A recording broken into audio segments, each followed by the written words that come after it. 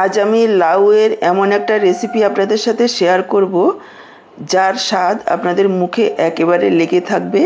ভিডিওটা দেখলেই বুঝতে পারবেন এই লাউ রান্না করাটা কতটা সহজ আর সুস্বাদু হতে পারে।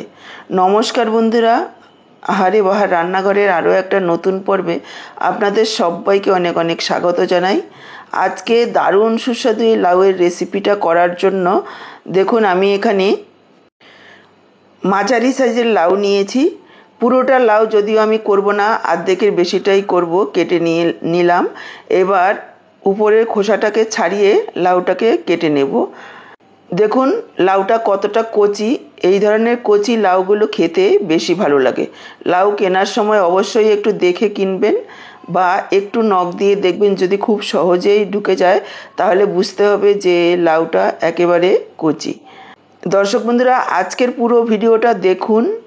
আশা করছি এই গরমের দুপুরে এইভাবে যদি একবার লাউ রান্না করেন, পুরানো সব পদ্ধতি ভুলে গিয়ে বারবার এভাবেই বানাবেন, এক পদ দিয়েই খাওয়া হয়ে যাবে। আর ভিডিওটা দেখে যদি ভালো লাগে অবশ্যই একটা লাইক করবেন, শেয়ার করবেন। ফেসবুক থেকে দেখে থাকলে পেজটাকে ফলো করবেন, আর আরও রেসিপি পাওয়ার জন্য চ্যানেলটাকে সাবস্ক্রাইব করবেন। দেখুন লাউটাকে খোসা ছাড়িয়ে এইভাবে ডুমু করে কেটে নিয়েছি। খুব বেশি বড়ও নয়, আবার একেবারে ছোটও নয়।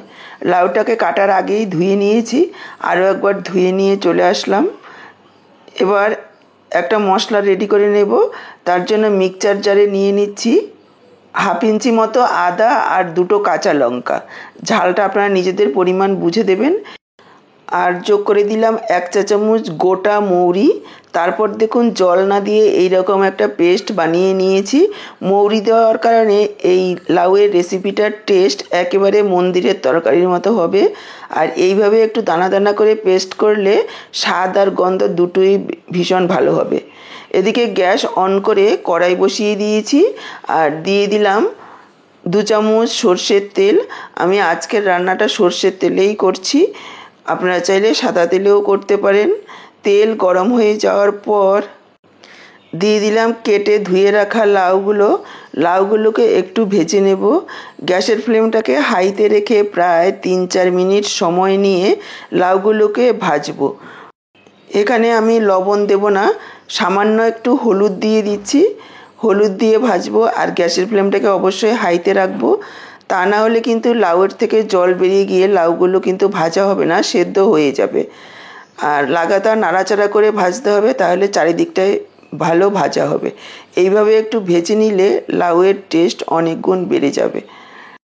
লাউয়ের তো অনেক রকম রেসিপি খেয়েছেন, লাউ ঘন্ট, বড়ি দিয়ে, ডাল দিয়ে, লাউ ডাল, মাছ দিয়ে, ডিম দিয়ে, অনেক রকম। তবে আজকে আমি সম্পূর্ণ নিরামিষ এই লাউয়ের রেসিপিটা আপনাদের সাথে শেয়ার করছি। ভীষণ ভালো লাগবে, একবার হলেও ট্রাই করে দেখবেন। আশা করছি ভীষণই ভালো লাগবে। এবার লাউটাকে দেখুন 3-4 মিনিট সময় নিয়ে ভেজে নিয়েছি। এবার লাউটাকে তুলে রাখছি। লাউয়ের এইরকমই আরও অনেক রেসিপি রয়েছে আমার এই আহারে বাহার রান্নাঘর চ্যানেলে, চাইলে আপনারা দেখে নিতে পারেন। লাউগুলো তুলে নিয়ে আমি আরও 2 চামচ তেল দিয়ে দিলাম। তেল গরম হয়ে গেলে দিয়ে দিচ্ছি হাফ চা চামচ গোটা জিরে, একটা শুকনো লঙ্কা টুকরো করে, আর একটা তেজপাতা দিলাম টুকরো করে, আর দিয়ে দিচ্ছি 1/4 চামচ হিং। এই হিং ফোড়ন দেওয়ার কারণে এর টেস্ট অনেক গুণ বেড়ে যাবে। গ্যাসের ফ্লেমটাকে এই সময়ে একেবারে লোতে রাখবেন, তা না হলে কিন্তু হিংটা পুড়ে যাবে। লো ফ্লেমে কয়েক সেকেন্ড ভেজে নেব ফোড়নটাকে। তারপর আমি এখানে দিয়ে দিচ্ছি আদা, কাঁচা লঙ্কার মৌরির যে পেস্টটা করে রেখেছিলাম সেটা। মিক্সচারের জারটা ধুয়ে অল্প পরিমাণে একটু জল যোগ করে দিলাম, অনেকটাই মশলা লেগেছিল। আদা কাঁচা লঙ্কাটাকে 1 মিনিট মতো একটু নাড়াচাড়া করে নিতে হবে। তারপর এখানে যোগ করে দেব কিছু গুঁড়ো মশলা। দিয়ে দিচ্ছি হাফ চা চামচ ধনের গুঁড়ো, হাফ চা চামচ পরিমাণ জিরের গুঁড়ো, হাফ চা চামচ কাশ্মীরি লাল লঙ্কার গুঁড়ো। কাশ্মীরি লাল লঙ্কার গুঁড়োটা সম্পূর্ণ অপশনাল, আপনারা চাইলে নাও দিতে পারেন। আমি কালারের জন্য দিয়েছি, এতে কোনো রকম ঝাল হবে না। আর দিয়ে দিলাম হাফ চা চামচ হলুদ গুঁড়ো। এবার পুরো মশলাটাকে 2 থেকে 3 মিনিট এইভাবে লো ফ্লেমে কষিয়ে নেব। এখানে আমি একটু জল দিয়ে দিচ্ছি যাতে মশলাটা না পুড়ে যায়। যেহেতু তেলের পরিমাণটা কম, একটু জল দিয়ে মশলাটাকে কষাতে হবে, তাহলে আর মশলার কাঁচা গন্ধ থাকবে না। মশলার কাঁচা গন্ধ থাকলে কিন্তু ভালো লাগবে না খেতে। দেখুন প্রায় 1.5-2 মিনিট সময় নিয়ে মশলাটাকে কষিয়ে নিয়েছি। পুরোপুরি মশলাটা কষানো হয়নি, 50% কষানো হয়েছে। এই সময় আমি যোগ করে দিলাম টমেটো। এখানে একটা বড় সাইজের টমেটো আমি এভাবে কুচিয়ে দিয়েছি, আর দিয়ে দিলাম পরিমাণ মতো লবণ, যাতে টমেটোটা খুব তাড়াতাড়ি নরম হয়ে যায়। নাড়াচাড়া করে ঢাকা দিয়ে দেব। ঢাকা দিয়ে 2-3 মিনিট সময় নিয়ে মশলাটাকে কষিয়ে নিতে হবে। এই সময়ে দেখুন আমি এখানে নিয়ে নিয়েছি প্রায় 50 গ্রাম ছোলার ডাল। ডালটাকে খুব ভালোভাবে ধুয়ে নিয়েছি। তারপর দিয়েছি প্রেসার কুকারে, পরিমাণ মতো জল দিয়েছি, আর দিয়ে দিলাম 1/2 চা চামচ লবণ। তারপর প্রেসারটাকে আটকে গ্যাসে বসিয়ে 4টে সিটি মেরেছি। ডালগুলোকে ভালোভাবে সেদ্ধ করে নিতে হবে। 4টে সিটি মারার পর প্রেসারটা বের হওয়া পর্যন্ত অপেক্ষা করেছি। দেখুন ঢাকনাটা খুলে নিলাম। আপনাদের যদি হাতে সময় থাকে তাহলে ডালটা ভিজিয়েও রাখতে পারেন, সেক্ষেত্রে 2টো সিটি মারলেই হয়ে যাবে। দেখুন ডালটা খুব সুন্দরভাবে সেদ্ধ হয়েছে, অথচ গোটা আছে। এভাবেই সেদ্ধ করে নিয়েছি। এবার ডালটাকে তুলে একটা বাটিতে রেখেছি। এদিকে দেখুন ঢাকা দিয়ে প্রায় 2-3 মিনিট মশলাটাকে কষিয়ে নিয়েছি। টমেটোগুলো নরম হয়ে গেছে, আরও একটু নাড়াচাড়া করে নিচ্ছি। তারপর এখানে যোগ করে দিচ্ছি ভেজে রাখা লাউ। লাউগুলোকেও মশলার সাথে আরও 2 মিনিট মতো একটু কষিয়ে নেব। দেখুন লাউগুলোকে মশলার সাথে আরও 2 মিনিট মতো কষিয়ে নিয়েছি। এবার আমি যোগ করে দিচ্ছি জল। এখানে প্রায় 2 কাপ মতো জল যোগ করব। তবে এটা কিন্তু খুব বেশি পাতলা ঝোল হবে না, মাখো মাখোই হবে। যেহেতু ছোলার ডাল যোগ করা হবে, অনেকটাই কিন্তু জল টেনে নেবে, আর লাউয়ের থেকেও একটু জল বের হবে।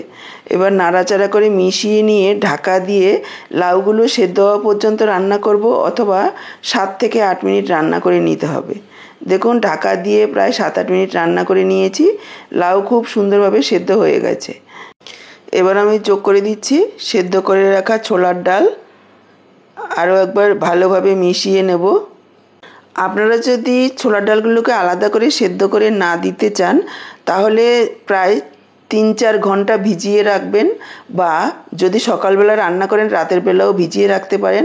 সেক্ষেত্রে মশলার সাথে ডালটা কষিয়ে দিয়ে রান্না করা যাবে, কোনো রকম অসুবিধা হবে না। আর সাথে সাথে যদি রান্না করতে চান তাহলে আমার মতো এইভাবে আলাদা করে সেদ্ধ করে দিতে হবে, তা না হলে কিন্তু ডালগুলো সেদ্ধ হবে না। মিশিয়ে নেওয়ার পর এখানে আমি যোগ করে দিলাম 1/2 চা চামচ চিনি। যেহেতু সম্পূর্ণ নিরামিষ, একটু মিষ্টি দিতেই হবে, তা না হলে খেতে ভালো লাগবে না। আপনারা যারা অপছন্দ করেন তারা স্কিপ করবেন। এবার যোগ করে দিচ্ছি একটু গরম মশলার গুঁড়ো। আরও একবার সব কিছু মিশিয়ে নেব, আর 2-3 মিনিট ভালোভাবে ফুটতে দেব হাই ফ্লেমে।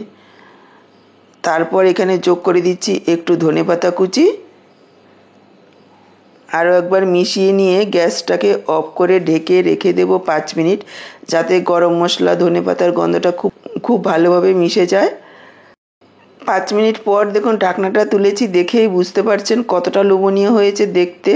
এটা আপনারা গরম ভাত, রুটি, লুচি, পরোটা সব কিছুর সাথেই পরিবেশন করতে পারবেন।